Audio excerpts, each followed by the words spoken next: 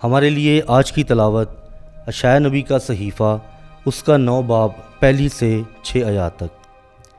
पहले वक्त में उसने ज़बूलून की सरज़मीन और नफ्ताली की सरज़मीन को ज़िल्लत दी, पर आखिरी अयाम में वो उर्दन से पार समुंदर की राह यानी कौमों के जलील को बुजुर्गी देगा।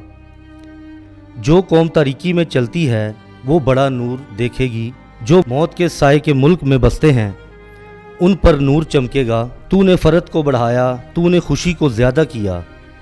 वो तेरे सामने खुशी करते हैं, ऐसी खुशी जैसी फसल काटने या गनीमत बांटने में होती है, क्योंकि उसकी मुशक्क़त के जुए को, कंधे की लाठी को और उसके सरकोब के आसा को तूने ऐसे तोड़ डाला जैसे मिदियान के दिन में हुआ।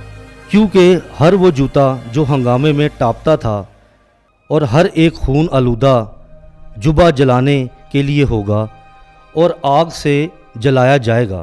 क्योंकि हमारे लिए एक लड़का पैदा हुआ और हमें एक बेटा अता किया गया और सदाकत उसके कंधे पर है और उसका नाम ये है यानी अजीब, मुशीर, खुदाए कादर, अब अबदी, सलामती का रईस। पाक कलाम का पढ़ा और सुना जाना हम सब के लिए बायस बरकत हो। खुदा का शुक्र हो।